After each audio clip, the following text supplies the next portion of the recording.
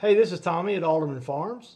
If you watched our series on our visit to Deep South Homestead, you may have saw me bragging all over Jason Rare at BigBear Homestead and about his ability to deal with predators and pests. And I gave him a shout out in the middle of that video and said, Jason, if you're watching, I need to pick your brain about a bat problem that Patty's sister Julie is dealing with. Well, he did watch the video and he sent me a message. And so what you're about to see is a video of a Skype call that we did with Patty's sister Julie on a speakerphone. In my big scientific setup, I put my iPhone in this right here and had her on the speaker so it would go right into the microphone where Jason could hear her, and I had no idea how it would turn out. Turned out pretty well, but you're fixing to learn some stuff about bats, and we're going to do that coming up next.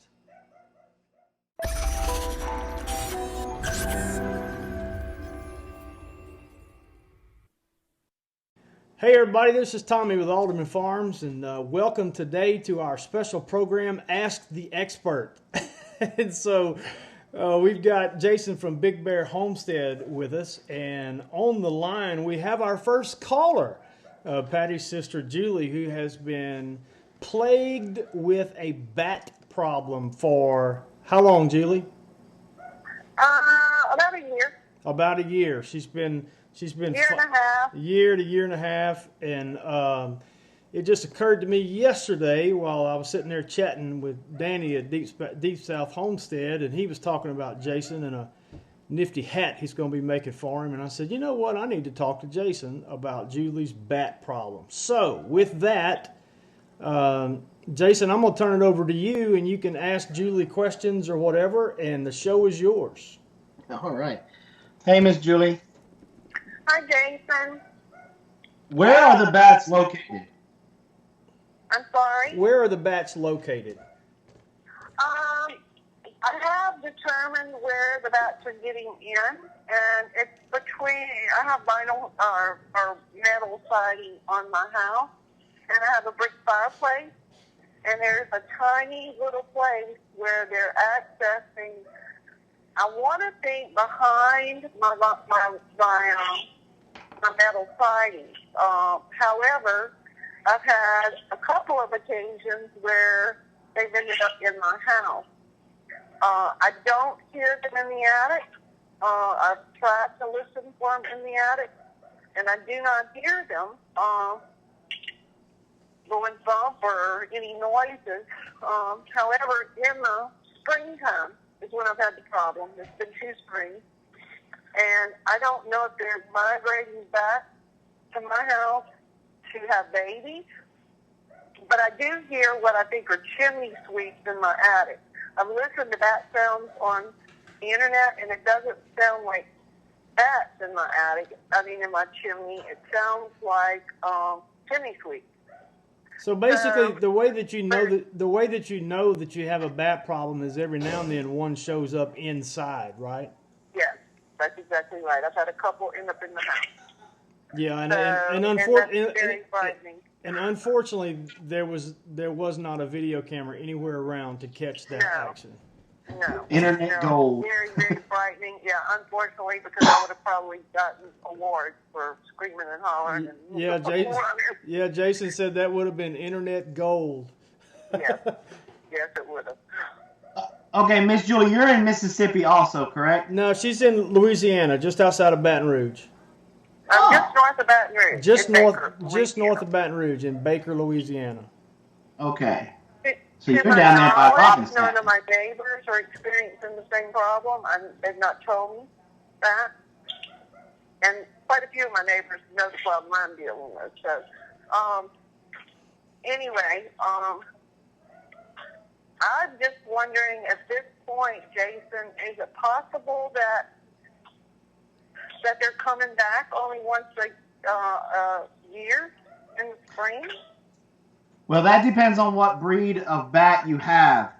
In the South, we've got 3 dominant breeds. We've got the big brown, the little brown, and one has got a big, long scientific name, but it basically boils down to what I just call it the Mexican free-tailed bat. Now, the Mexican free-tailed is the only one that will migrate.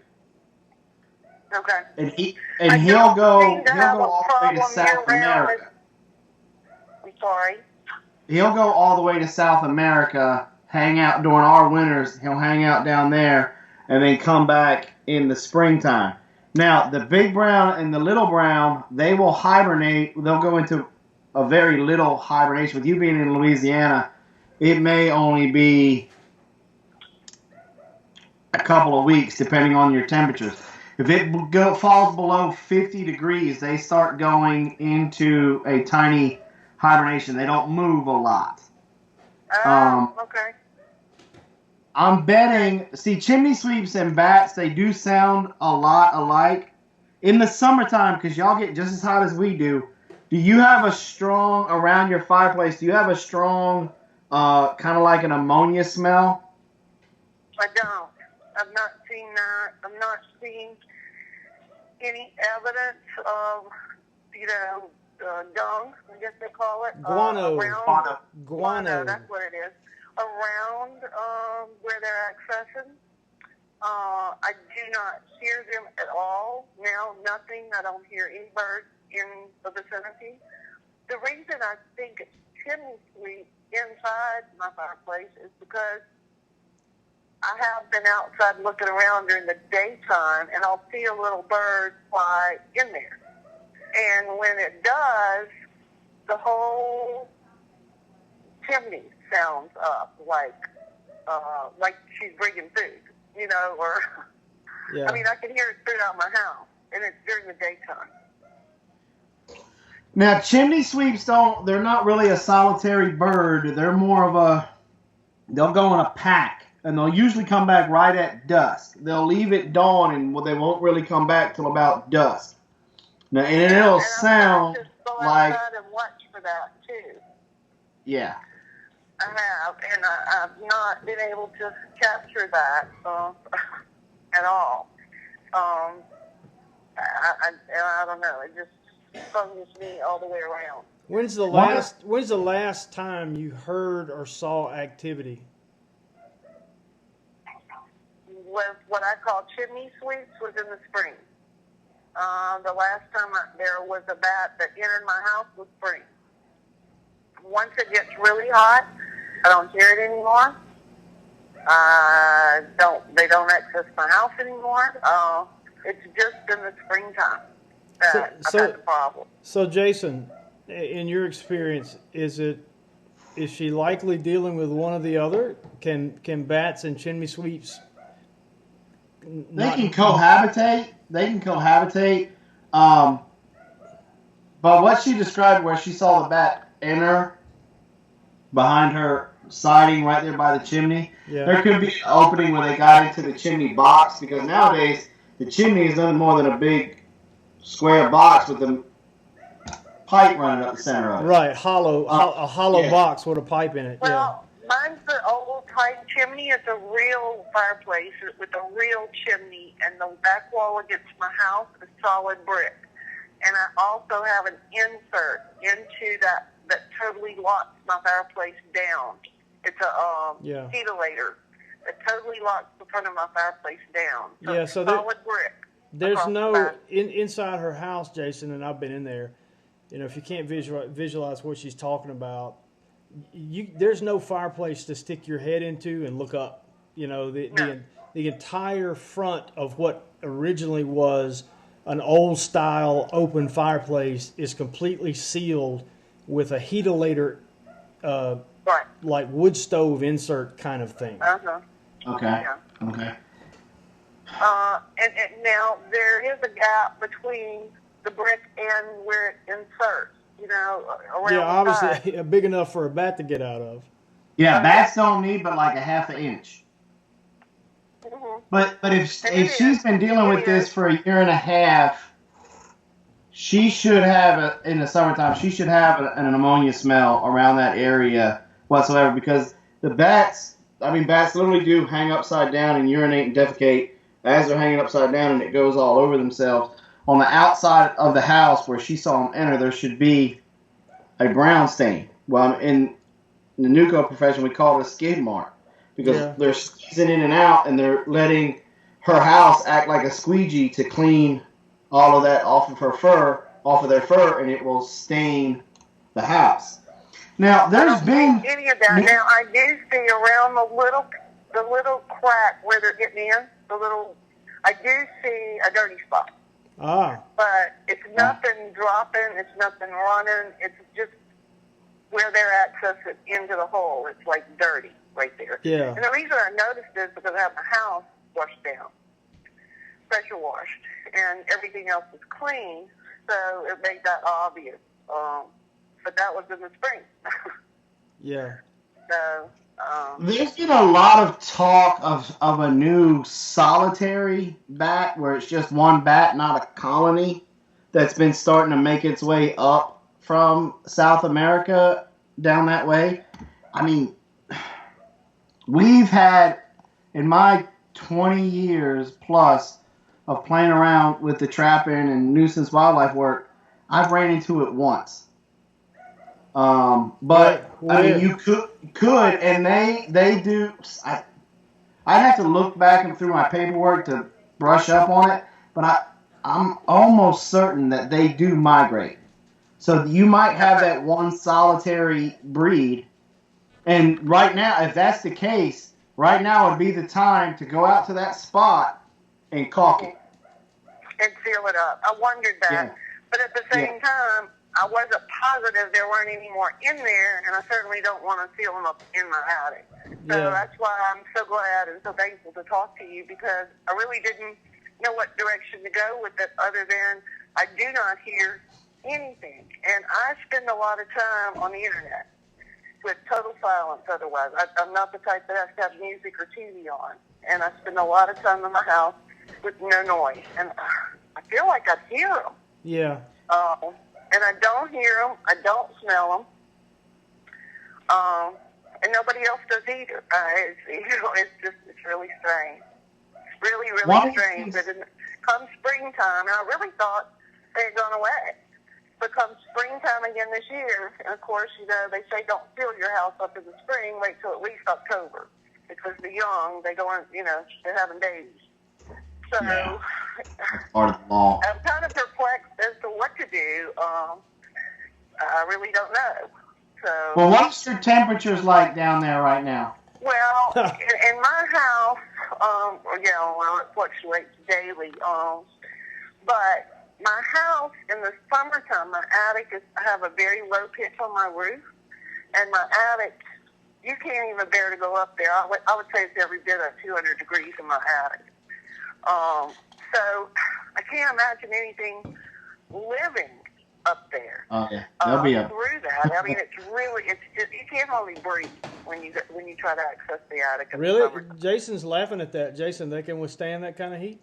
Oh yeah, I've been in attics in the September up here, where just for grins we pulled a thermometer up there with us, and it was better part of almost 130, 140 degrees up there, where, like how she was saying, it was hard for us to breathe through our respirators, and I had millions of them. Really?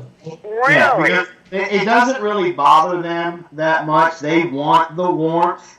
That's probably one of the reasons. If you do have the little brown or the big brown, the reason why they're attracted to the area that they're attracted to is because it's brick. Brick will soak in the heat from the sun, and then at nighttime it slowly releases it. So when they go out, if they go out, and they eat their body weight in mosquitoes and other insects, and then come back, that the warmth seeping off of the brick helps them digest. Well, what is your outside temperature right now? What is my what? The outside temperature, the ambient. What's the temperature outside right now? What would you say the temperature is right now, 12? 65? 65, I would guess. I'm looking right now.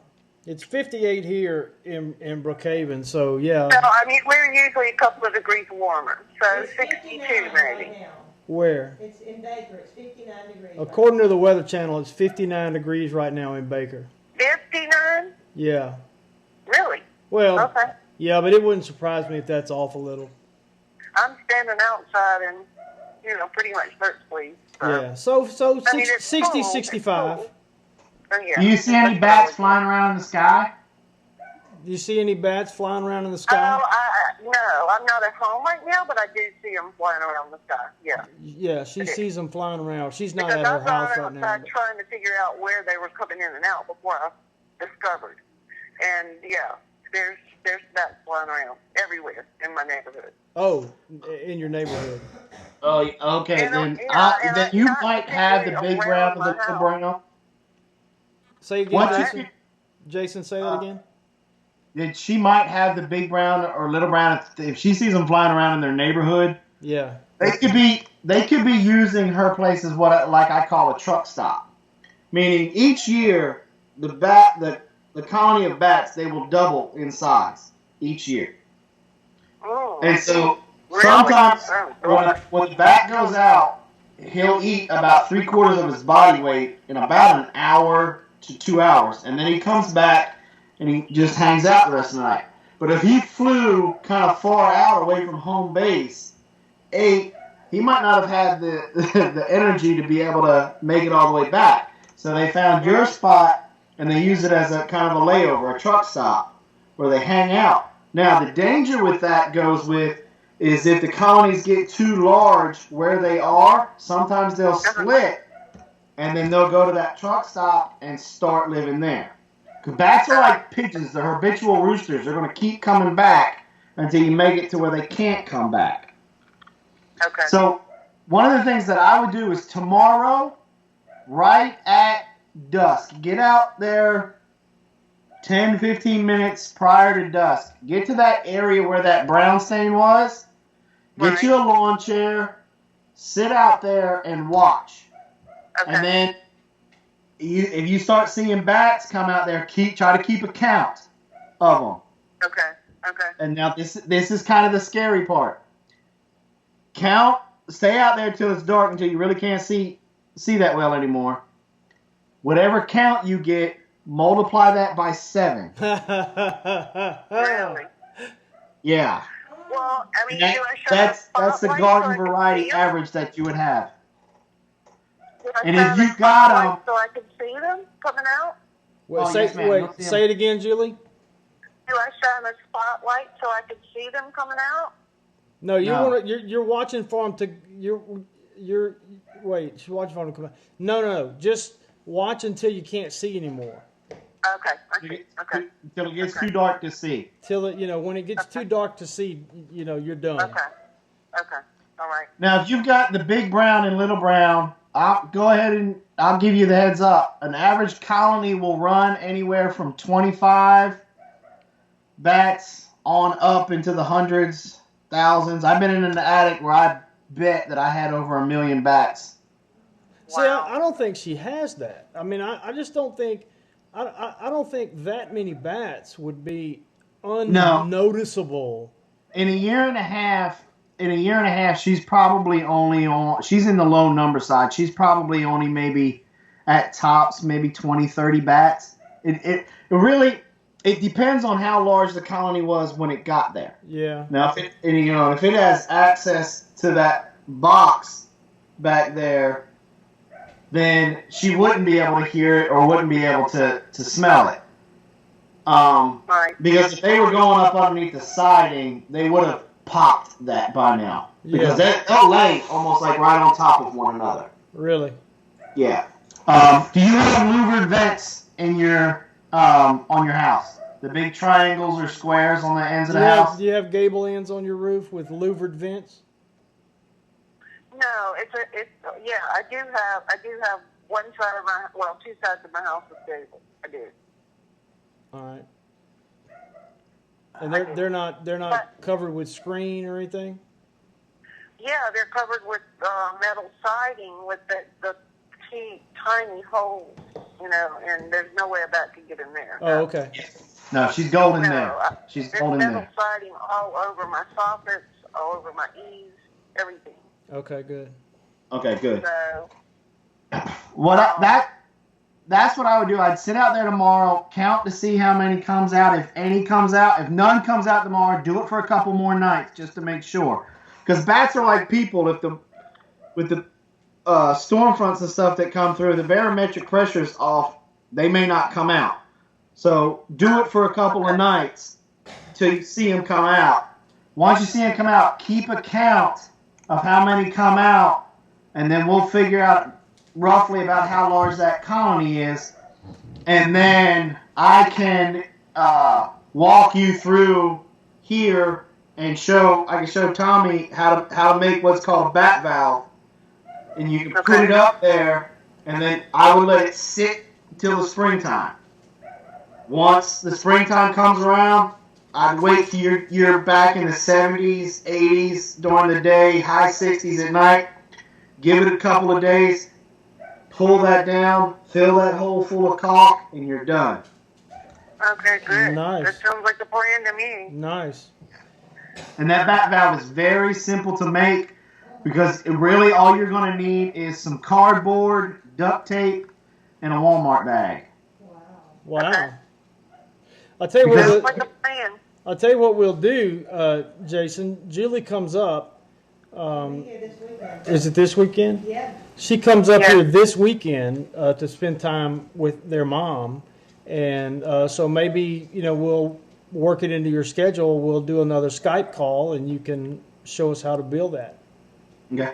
We're supposed to be getting a lot of ice and snow this weekend. Okay. That might have an issue with my internet. But if we can, we can. If we Yeah. can't, we'll do it some other way. So, Yeah. do you have a video currently about how to do that? no, What's I wrong haven't with you? made. What's wrong with you? Well, that's just not a big thing of an issue on Homestead. Oh, okay. And believe it or not, a lot of people, when they get them, especially in the bigger cities, that usually always in the real expensive neighborhoods, bats Yeah. just have, at least up here in Georgia, bats have expensive taste, Yeah. and they don't want it. They don't want anybody to know that they got bats in their house. Oh, Yeah, really? that's right. Yeah, That's right. yeah. I got paid double one time because I went to a fella's house, a lawyer's house, and did an inspection. He swore up and down he had squirrels in his attic. And I went up in there, and he was just infested. I mean, crazy infested with roof rats. And when I come down and I told him, I said, well, it's not squirrels. Stop. I'm assuming that roof rat is a jargon term for bats? No, roof rat is literally a rat. It's about that long. He's a little bit smaller than the Norway rat. Okay. Oh, my. And infested.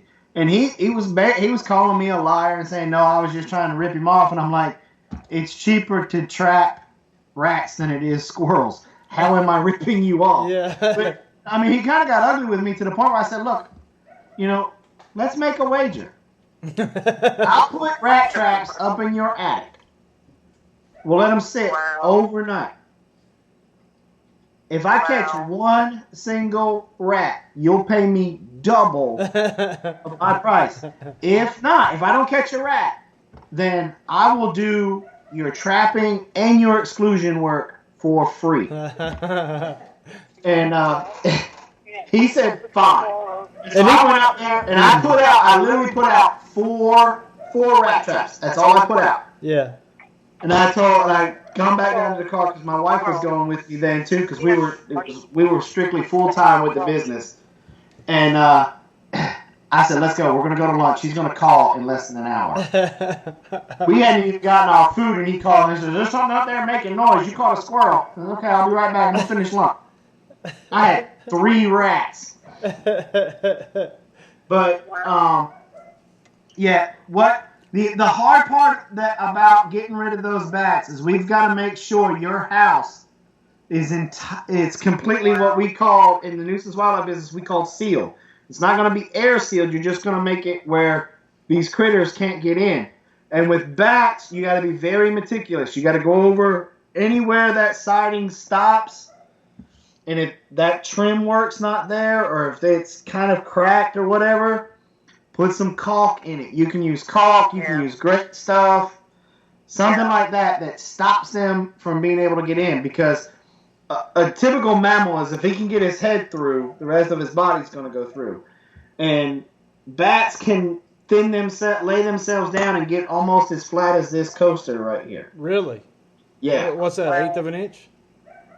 It's a little bit, it's about, But I use, when I'm doing the louver vents, I use 1/4 inch galvanized hardware cloth, and I put it on the outside, and I cut it. So if you got a triangle, I form it to the triangle, pull it tight, and then I'll screw it in there. And if I've got to match the color, we'll spray paint it and try to come as close as we can and match the color of the house. And that seems to work. Because if you put it on the inside, you just made a bat house. That's all really you did. Yeah. That's true.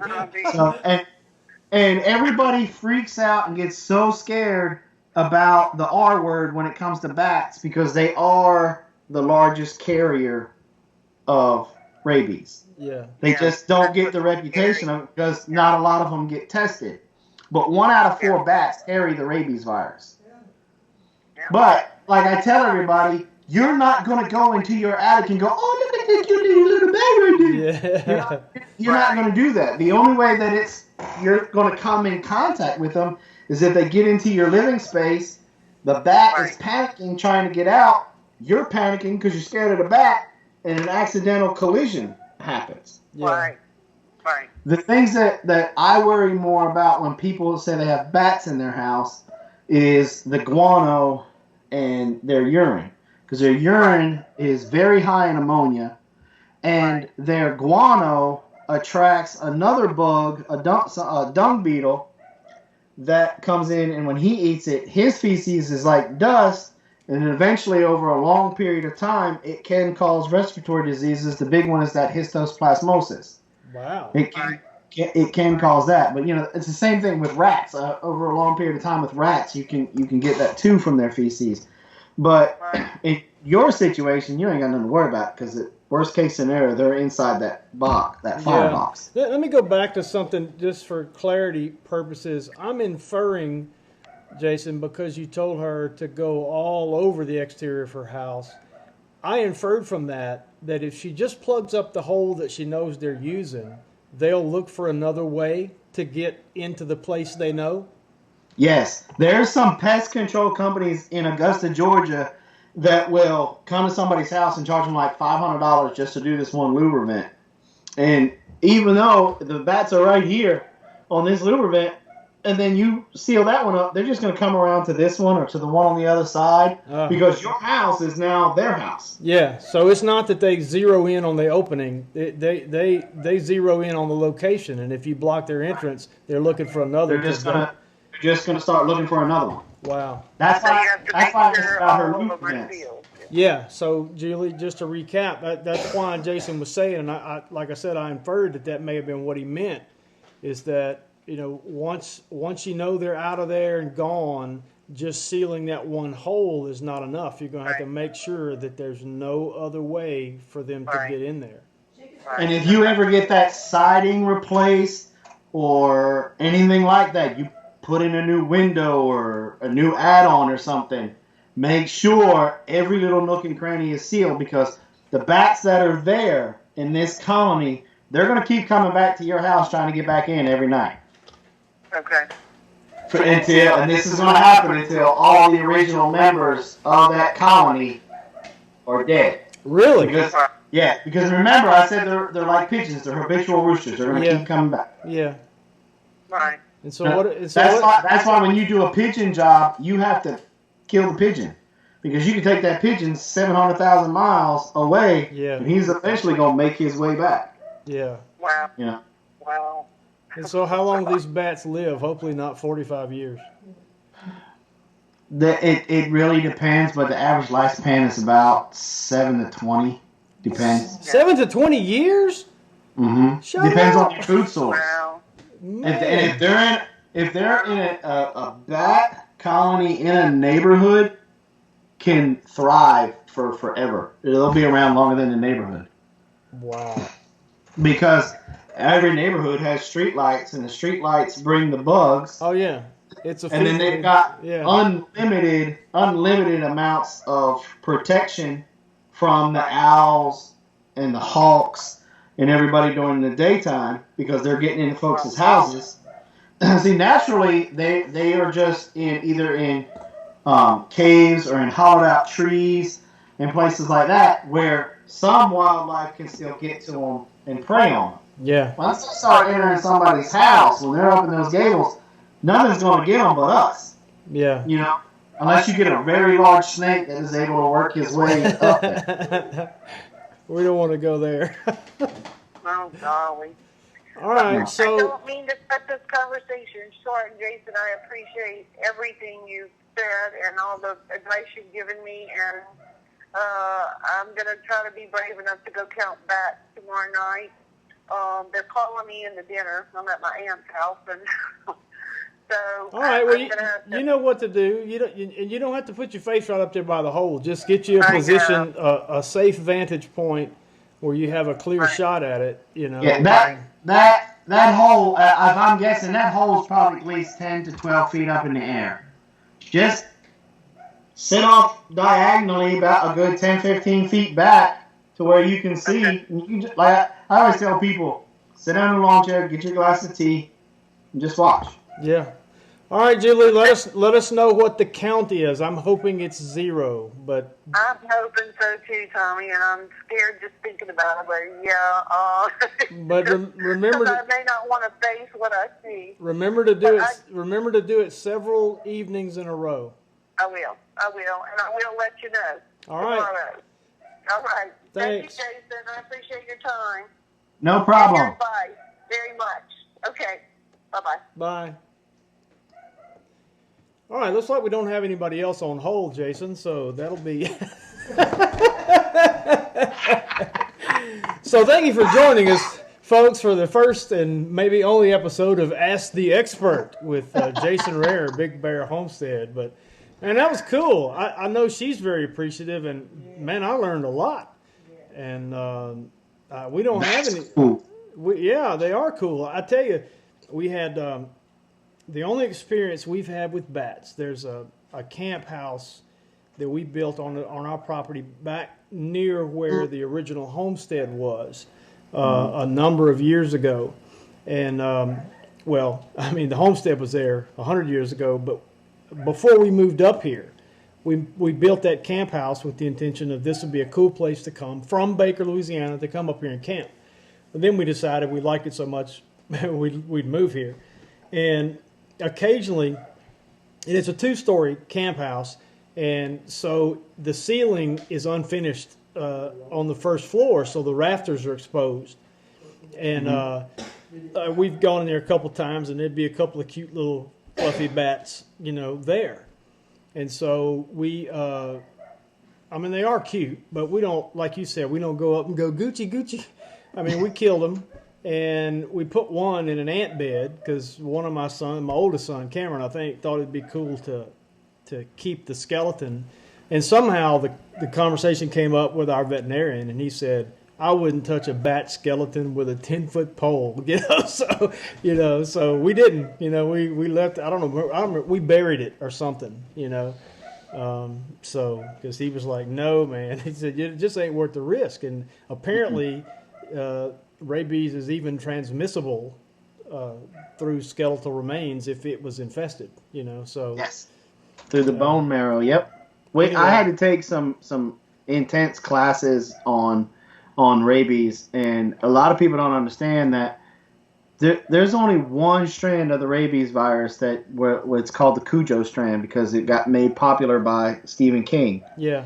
But there are thousands of other strands of rabies. Really? I didn't know that. Yeah, that's why everybody is a lot like why your doctor friend said he wouldn't touch it with a 10-foot pole. But most of them make the animal very docile to where they don't really, they just try to find a dark space. They lay down or get hanging or whatever it is that animal's doing. And eventually it just takes over the because it takes over the nervous system, and they just shut down and die. So the typical, or a lot of rabies strains don't make them rabid in the cultural sense of that word and aggressive. No, like if you see a fox acting like he got into somebody's muscadine wine and he's staggering a little bit, Yeah. yeah, shoot him and let him lay. Yeah. That's one of those strands that it could happen. I'm guessing, and this is probably the most times I've ever used the word inferring in one conversation. But I'm inferring also that with so many strands of rabies, there's probably very, very few of them that there's any treatment for humans. As far as I know, there's no treatment for rabies. That once it gets past a certain spot. Really? Yeah. Wow. Yeah. Because when I was doing at a rent-a-center, I was doing a bat job at a rent-a-center, and this is one of those things where a guy was like, okay, I'm going to teach you to slow down and not be so cocky. I was just, boom, I was trying to figure out where these bats were at because they came in the side of the building and then they had complete access and it was all drop tile ceiling. Wow. I'm trying to figure out how much cleanup I've got to do. And I'm pushing up on the tiles. Okay. And it's just trying to feel weight. Yeah. If I felt the weight, I wasn't messing with it because there was probably bats there. Yeah. Well, I felt one and it had weight to it. And I was getting ready to pop the one behind it because I pushed it up a little bit, no weight.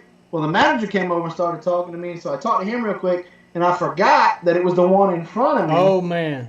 And I just took it, and I said, okay, that's good, and I just went like that. But Oh. all those bats came up and came out and hit me. Oh. And went off of the 8-foot ladder, boom, down, started pulling them off, basically closed up shop, went straight to the emergency room, and they just took me right to the back, because, I mean, bats' teeth are so small, it's almost like getting popped with a needle. Yeah. So there's really, unless you're bleeding, there's no real way to say, yeah, you got bit. Yeah, and you might not even feel it, right? Right. I didn't feel any bites, But they looked me over from head to toe, and they started the rabies series. But, wow. It was seven shots the first night, because I got 2 in each shoulder, and then 3 in my backside. Wow. And then every week for the next, I want to say 7 or 8 weeks, I had to go and get a shot. And it wasn't a very comfortable shot. It was like they were like pushing peanut butter Oh, man. into me. So, so for our viewers, and well, that's a lie for me because I didn't understand. If there's no treatment, and I think I know the answer to this because you said past a certain point, what does getting those shots accomplish? If you catch it early, it's treatable or preventable or something? I think what it is the stuff that they were giving me. Now, I didn't ask any questions. I was just, because I was already stressed out going, I'm going to die. I made it home from Iraq, and here I'm going to die from a bat. Yeah. I really didn't even ask any questions. I knew I had to get it, and I was just thankful that it was in the stomach. Yeah. Yeah. But from my understanding, the stuff that they were giving me would go in there and it would block it, stop it from mutating, or stop it from doing whatever it is it does in your body, Yeah, stop it from getting to that point you were talking about a minute ago, the point of no return. Yeah, and those shots weren't cheap. They were like $1,700 a pop. Oh. A trip or a shot? A shot. Oh. Yeah. Man. My insurance for my company went through the roof after that. I bet so. That sounds like that added up to more than a 25-minute helicopter ride. Yeah, probably. Hey. I have a question for you. One time when I was bringing the kids to school, when they were still in school, we saw, it was during the day, the morning, like 7:30 in the morning, we saw a skunk in the middle of the road, and it was just it didn't seem drunk like you were talking about the fox, but it was just kind of wandering through traffic, not running or anything like that. Would that have been a rabbit skunk, you think? I've always heard if you see those kind of animals out, even raccoons out during the day, they could have rabies.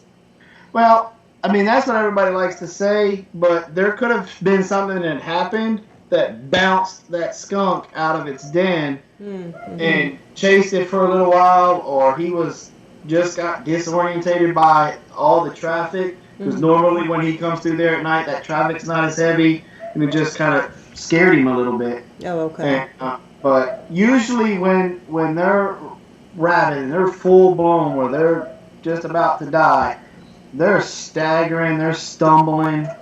You know, they want to be away from everything because everything hurts. It hurts them at that point.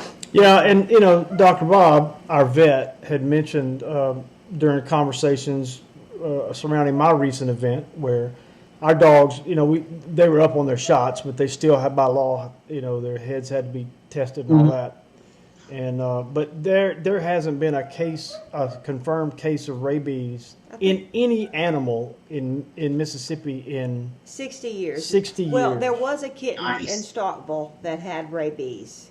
That's the only case in 60 years. Yeah, so that was not 60 years ago? No, that was last year. Oh, I got you. That So was the last only case, I miss, that's what I was going for, but I just misheard it. Yeah. So there's been one confirmed case of an animal with rabies. It was a kitten within the last 60 years. Now, it was last year, but, you know, so that's a pretty good record of... That's a really good record. That means the people in Mississippi are smart. well, See, what drives me crazy is the reason why that the rabies virus will explode at certain times, or the distemper will explode at certain times, or these other diseases will explode at certain times, is because you got these bleeding heart people that will catch this animal at their house and blindly relocate it to somewhere else, and now you put stress on that area with housing and the food and everything, and then these animals get sick, their immune system gets weak, and it's nothing for them to start to get sick, and all it takes is one. Unintended consequences that people don't think about. Yep. All right, well, let me wrap this up and thank everybody for watching. I know the viewers are going to be appreciative, and if you want to hear more stuff like this, what are you doing here? You need to be over at BigBear Homestead channel, and you know, send in your questions. and what's the 800 number, Johnny? No, but anyway, you know, like, you know, if you guys saw me over at Deep South when I was visiting with Danny, see what I mean? I'm right about this. This guy right here knows his stuff when it comes to predators and pest problems, and he even knew more than I even thought he did. He's impressed me. I wasn't aware he knew how to read, but apparently he does know how to read. I didn't think they taught reading in Georgia, but anyway, no, I'm kidding. So I'll put the link to the BigBear Homestead YouTube channel in the description of this video. Most of our viewers are going to know who Jason is, and probably were at Big Bear before they came here. But if you don't, then you need to go to BigBear Homestead and check them out. Give them a like and a subscription, and tell them hey, and tell Jason thank you for all the information that you now know about bats, because he took the time to do this. So anyway, Jason, tell everybody bye. Bye. Thanks for watching. Thanks, y'all. So what do you think? Was I right? Does Jason know some stuff, or what? Hey, if you've never been over to BigBear Homestead's YouTube channel, you're missing out. You need to go. The guy's a fountain of knowledge about everything having to do with predators and pests. I'm going to put a link to his YouTube channel down in the description, so click it, go over there, give him a like and subscription, and tell him that we sent you. I can't thank Jason enough. A great guy. His wife, Robin, is amazing as well. So thank you for watching, and we'll see you next time. Just bragging all over Jason Rare at BigBear Homestead. Did I say Deep South a while ago, or Big Bear? I'll start over. Hey, this is...